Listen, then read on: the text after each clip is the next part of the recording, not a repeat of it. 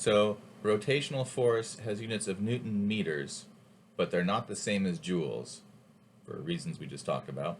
And let's try to figure out how that meter, that extra meter comes into play. And so what I'm going to ask you to think about is opening a door. I know, amazing, amazing the type of physics we can do so far. So, and this is going to be sort of stupid because you already know how to open doors, but that's fine. Let's just think about what if you'd never seen a door before? You had no idea what was going on. You start randomly pushing or pulling on this thing. Well, you would find a couple things to be true. One, if you're pushing right on the hinges, you don't tend to get a lot of motion out of the door, right? The door doesn't swing.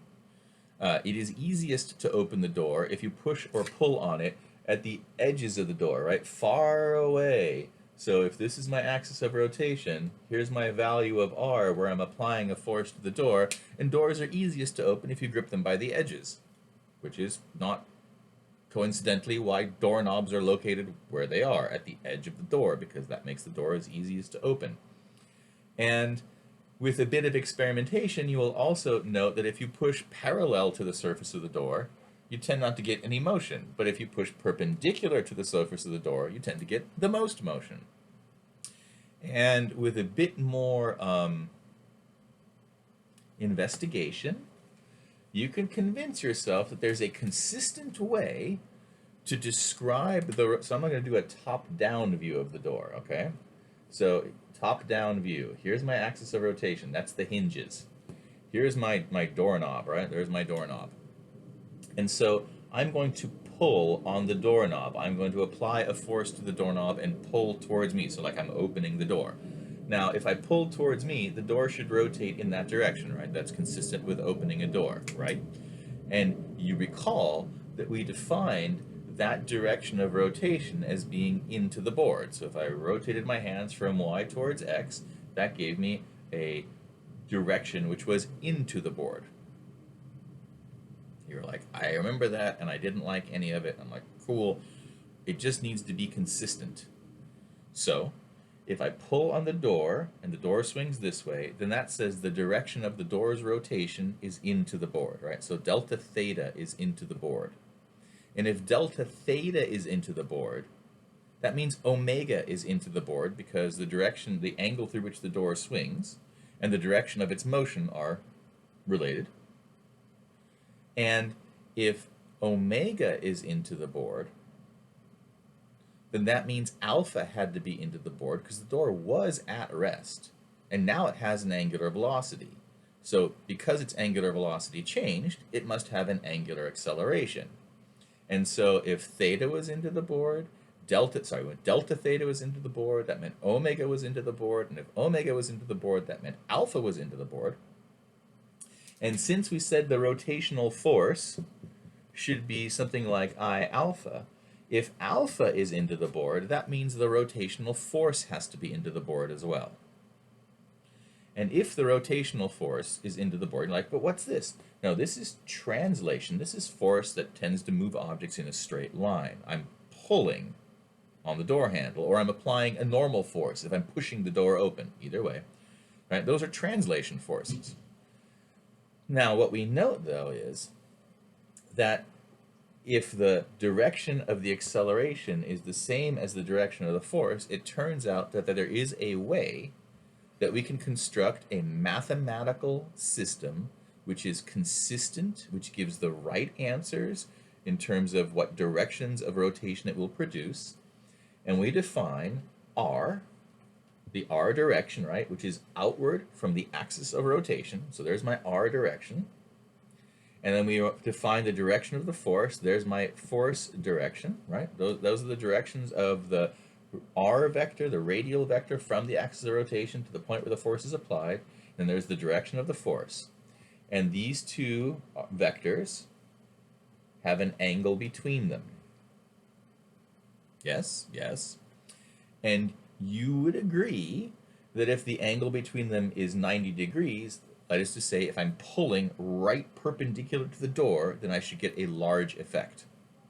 On the other hand, if I am, and I don't know why I would do this, but let's just pretend, let's say I'm pulling on the doorknob that way, and R points that way. It's to say I'm standing at the edge of the door and yanking the handle. I'm not likely to get much swing. I might pull the doorknob off the door, but I'm not going to get the door to rotate. So in this configuration, I get the least rotation, and in this configuration, I get the most rotation. And we're thinking about an operation between two vectors that depends on the angle between them and is biggest when the angle between them is 90 degrees. And by Jove, we've got one. We know that A cross B is equal to C, and we know that A cross B is the magnitude of A, magnitude of B, sine of the angle between them. Right? Right. So, if I take vector R and I cross it into vector F, I get something that points into the board. We just got through saying that whatever our mysterious rotational force was, it had to point into the board because that was the direction that the thing was rotating. And so now we are finally at a position where we can kind of cut to the chase and define this in an unambiguous way.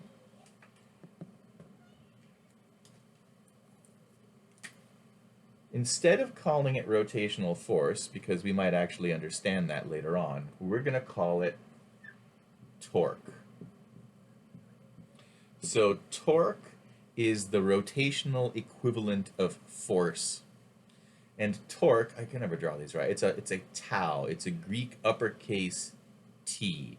Different textbooks draw it in different ways, but it kind of looks like a fish hook kind of thing, but no worries about it. So torque is a vector quantity. Torque is given by the cross product of R and F. Torque obeys the right-hand rule. Torque can also be calculated by magnitude of R, magnitude of F, sine of the angle between the directions of R and F, right? Because that's the way the cross product was defined. Yeah, we defined that, what, like third day of class, and I told you it wouldn't be used for a while, but here it is. So, torque is what we're calling rotational force, or forces that act upon a system in such a way as to cause rotation. And again, the factor of R shows up, because it's not only about how hard or how much of a force you apply to the system, but where you apply it. So if you want to open a door, you don't pull and push on the hinges. You pull and push at a large distance from the hinges. And this is all totally self-explanatory. I mean, you're like, I know how to open doors. I get that. I'm just trying to show you an example of things you already instinctively know how to do.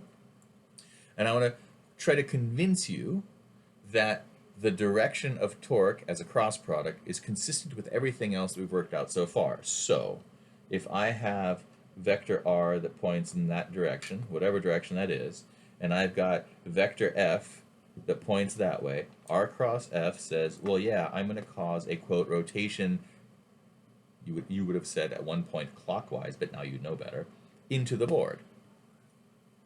So if I have a vector R and I'm pulling on the thing in the opposite R cross F, so this will be a rotation in the opposite direction, right?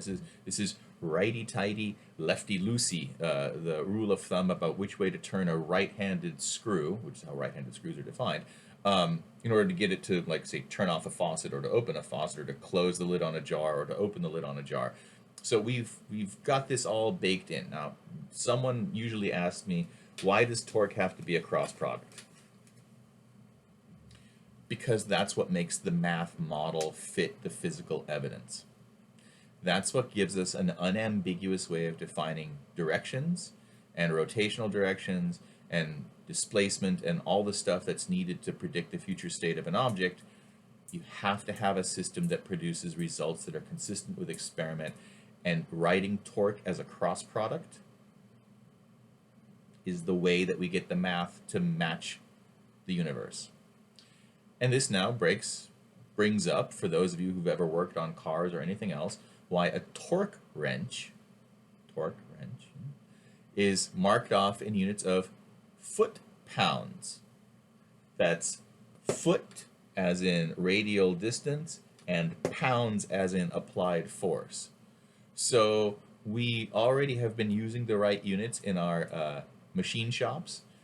We just needed to convince ourselves that the mathematical operator, cross product, produces results that are consistent with our experimental evidence, and it does. So it's not that we thought that torque needs to be a cross product, it's that using a cross product produces results that are consistent within the system. That's all there is. And while we're on the subject of weird ass things, I'm going to add two new symbols to our lexicon. This represents something out of the page or the board or the flat surface that you're looking at. It's supposed to remind you of the tip of an arrow being shot into your eyeball, because clearly we have extensive experience with that. But you imagine a pointy-headed thing, or maybe it's a pencil tip sticking out of the board, right? So the point end is up and you're staring at it, you're like, oh, okay, I kind of get it. It's a dot with, so there's the lead and there's the outside of the, just work with me here. This, on the other hand, means into the page. So now we can talk about torques without trying to draw a 3D picture. We could say, oh, all right, there's an R, there's an F, I do the cross product, I get something that points out of the page. I use this symbol to indicate out of the page. If I do my cross product and I get something that points into the page, I can use this symbol to indicate that the direction of the torque is into the page. Takes some getting used to. This works, which is why we use it. It doesn't come from anywhere else. The same way that work energy theorem, the integral of f dot dx, that comes because it works, right? No one sort of knew why dot product needed to be the thing, but it gives us the results that are consistent with everything else. So we stick with it.